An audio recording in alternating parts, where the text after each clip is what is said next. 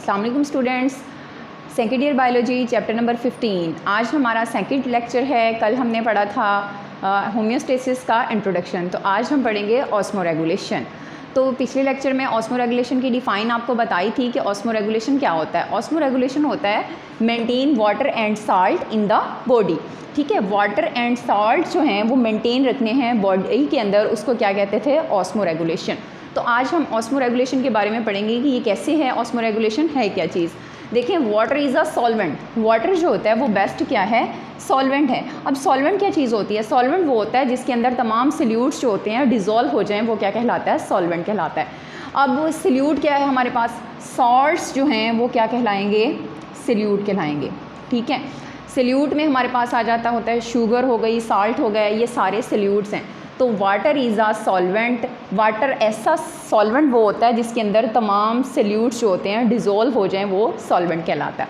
तो adaptation for definite quantity of water and salt. Osmoregulation में क्या होता है कि अडॉप्टेशन ये है कि डेफिनेट क्वांटिटी, कि वाटर की और साल्ट की जो है वो डेफिनेट क्वांटिटी है। कभी उसकी क्वांटिटी साल्ट की ज़्यादा हो रही है, कभी कम हो रही है, यानी सल्यूट की मिकदार कभी कम हो रही है और कभी ज़्यादा हो रही है। तो इसके तीन इन्वायरमेंट हैं ऑस्मोरेगुलेशन को लेके। कौन कौन से? हाइपरटोनिक इन्वायरमेंट, हाइपोटोनिक इन्वायरमेंट और आइसोटोनिक इन्वायरमेंट। तो फर्स्ट ऑफ ऑल हम डिस्कस करेंगे हाइपरटोनिक इन्वायरमेंट को। The more concentrated external environment, यानी कि कंसनट्रेटेड का क्या मतलब होगा, गाढ़ा। ठीक है, ज़्यादा कंसनट्रेटेड जो होगा वो क्या कहलाएगा, हाइपोटोनिक इन्वायरमेंट कहलाएगा। अब इसके अंदर सल्यूट की मिकदार क्या होगी, हाई होगी। High quality of solute is called क्या, कंसनट्रेटेड। ठीक है, अब इस हाइपरटोनिक इन्वायरमेंट के अंदर सल्यूट की मिकदार ज़्यादा होगी, यानी कि वाटर के अंदर जो सल्यूट्स हैं यानी कि साल्ट है वो क्या होगा, ज़्यादा होगा। इसका सेल कैसे होगा, ये हाइपरटोनिक है, सेल है, सेल श्रिंक हो जाएगा। जब साल्ट ज़्यादा होगा वाटर क्या होगा, कम होगा। सॉल्वेंट कम होगा यानी कि सल्यूट्स ज़्यादा होंगे तो सेल क्या हो जाएगा, श्रिंक हो जाएगा। ठीक है, साल्ट की क्वांटिटी ज़्यादा होगी, द साल्ट या मोर कंसनट्रेटेड एक्सटर्नल इन्वायरमेंट, सल्यूट्स क्या होंगे, हाई होंगे। सल्यूट क्या है, साल्ट ही सल्यूट है। ठीक है, तो हाइपरटोनिक इन्वायरमेंट होगा, सेल जो होगा वो श्रिंक हो जाएगा। सेल लॉस वाटर, यानी पानी की कमी हो जाएगी। जाहिर है जब इसके अंदर साल्ट्स ज़्यादा हैं तो पानी क्या होगा, कम होगा। मेरीन वाटर, ऐसी के सिचुएशन किस में होती है, मेरीन वाटर में, समंदर के पानी में जो होती है साल्ट की कंसनट्रेशन ज़्यादा होती है और ये सेल जो होता है वो क्या होता है, श्रिंक हो जाता है। अब नेक्स्ट है हमारे पास hypotonic environment, dilute solutions as compared to the cell concentration. Dilute solution होते हैं। डिल्यूट का क्या मतलब होता है, पतला, यानी कि डिल्यूट जो होंगे इसके अंदर सल्यूट की मिकदार लो होगी। सल्यूट क्या होंगे, लो होंगे, यानी साल्ट क्वांटिटी क्या हो जाएगी, लो होगी। जब साल्ट क्वांटिटी लो होगी तो हाइपोटोनिक सॉल्यूशन होगा और इसका सेल जो होगा वो क्या होगा, ट्रस्ड होगा, यानी कि तना हुआ होगा। ट्रस्ट का मतलब क्या होता है, तना हुआ। टर्गर प्रेशर इसका क्या होगा, इंक्रीज़ होगा। सेल जो है इसमें सेल में भी हार्म्ड, सेल को क्या है, नुकसान भी हो सकता है, यानी कि सेल बरस्ट हो सकता है जब इसके अंदर पानी की मिकदार क्या हो जाएगी, ज़्यादा हो जाएगी। सल्यूट कम हो जाएगा, सॉल्वेंट यानी कि वाटर जो है वो ज़्यादा हो जाएगा। सेल बिकम ट्रस्ट, तना हुआ हो जाएगा। ठीक है, इस तरह की कंडीशन कैसा कहाँ होती है, इस तरह की सिचुएशन होती है जी फ्री वाटर, यानी कि कहाँ, रिवर्स में, लेक्स में। ठीक है, और नेक्स्ट है हमारे पास isotonic environment. Outer solution resembles to internal solution. ठीक है, रिजेंबल्स है बैलेंस अमाउंट ऑफ सल्यूट, यानी कि आउटर और इनर सोल्यूशन दोनों जो हैं वो क्या कर रहे हैं, रिजेंबल कर रहे हैं, यानी कि ना तो सल्यूट की मिकदार ज़्यादा है ना सॉल्वेंट ज़्यादा है, बैलेंस है दोनों की क्वांटिटी। ये है, इसमें सेल की हालत क्या होगी, नॉर्मल होगी। ये हमारे पास तीन सेल हैं, हाइपरटोनिक, हाइपोटोनिक एंड आइसोटोनिक। तो हाइपरटोनिक में सेल जो है श्रिंक होता है, सल्यूट की मिकदार क्या होती है, हाई होती है। हाइपोटोनिक में सल्यूट की मिकदार क्या होती है, लो होती है और सेल जो होता है वो ट्रस्ट होता है। और आइसोटोनिक में सल्यूट की मिकदार जो होती है वो नॉर्मल होती है और सेल भी क्या है, नॉर्मल कंडीशन में रहता है। तो यहाँ तक था हमारा ये ऑस्मोरेगुलेशन। हाँ जी, नेक्स्ट था हमारे पास ऑस्मोरेगुलेशन इन प्लांट्स, कि प्लांट्स के अंदर ऑस्मोरेगुलेशन कैसे होती है।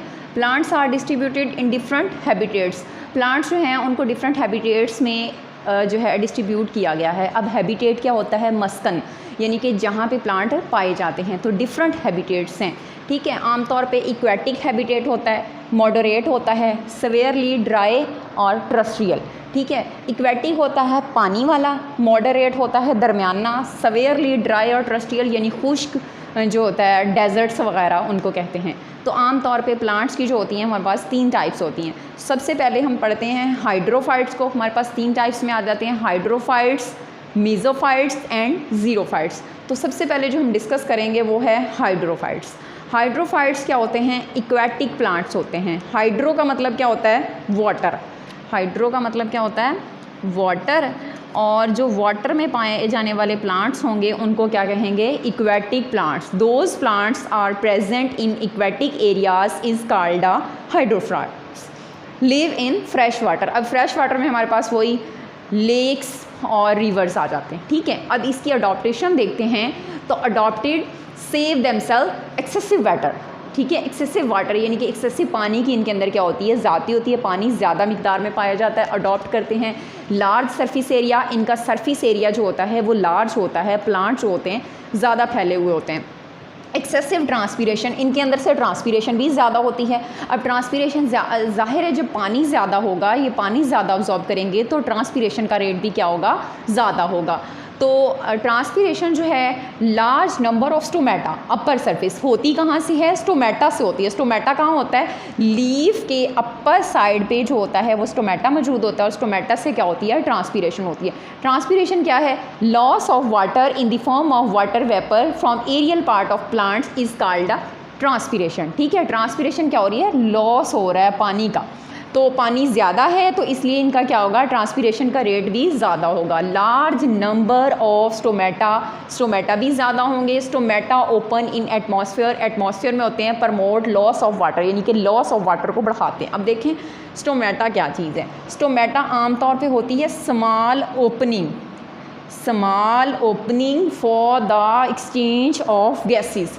तो अगर आपको लीफ की एनाटॉमी याद हो तो एनाटॉमी में देखा जाए कि हमारे पास ये एपिडर्मिस के नीचे क्यूटिकल लेयर होती है, क्यूटिकल, ठीक है। ये क्यूटिकल लेयर है और क्यूटिकल लेयर के बाद यहाँ पे एक स्मॉल ओपनिंग है जिसको हम क्या कहते हैं? स्टोमेटा कहते हैं। सिंगुलर स्टोमा होता है और प्लूरल क्या होता है? स्टोमेटा होता है। इसके इर्द गिर्द अदर सेल्स पड़े होते हैं, mesophyll cells, collenchyma cells, parenchyma cells. इसमें आपने एनाटॉमी में पढ़े ही होंगे कि ये अदर सेल्स मौजूद होते हैं। तो ये है हमारे पास स्टोमेटा जिसको हम क्या कहते हैं? Small opening for the exchange of gases. Cuticle के बाद जो स्मॉल ओपनिंग है उसको क्या कहते हैं? स्टोमेटा कहते हैं। और स्टोमेटा किसके लिए होती है? गैसेस एक्सचेंज के लिए। गैसेस एक्सचेंज में क्या, यानी कि कार्बन डाइऑक्साइड जो है वो प्लांट में अंदर जाती है, ऑक्सीजन जो है वो बाहर आती है। जब ऑक्सीजन बाहर आती है तो इसके साथ ही वाटर बाहर आता है जिसे हम क्या कहते हैं? ट्रांसपीरेशन कहते हैं। यानी क्यूटिकल लेयर के बाद स्मॉल ओपनिंग क्या होती है? स्टोमेटा होती है। एग्जाम्पल इसकी क्या है? हाइड्रिल्ला और वाटर लिली भी इसी के अंदर आ जाते हैं। इस तरह की इसके डायग्राम होती है। इसके लीफ इस तरह से होते हैं और इसमें अपर सरफेस पे स्टोमेटा पाया जाता है जो स्टोमेटा से क्या होती है? ट्रांसपीरेशन होती है। अच्छा, नेक्स्ट हमने हाइड्रोफाइट्स पढ़ लिए थे, मीजोफाइट्स, ठीक है।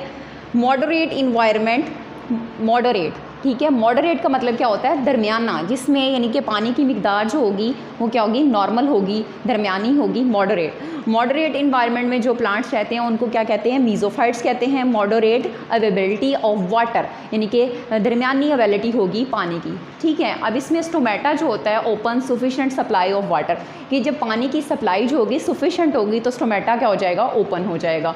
और प्रमोट करता है लॉस ऑफ एक्सेसिव वाटर, यानी कि ज़्यादा पानी हो जाएगा तो उसको क्या करेगा? प्रमोट कर देगा। स्टोमेटा जो होता है क्लोज हो जाता है जब पानी की सप्लाई जो होती है वो लो होती है। In less supply of water में स्टोमेटा क्लोज हो जाएगा और सप्लाई ज़्यादा होगी पानी की तो क्या हो जाएगा? स्टोमेटा ओपन हो जाएगा।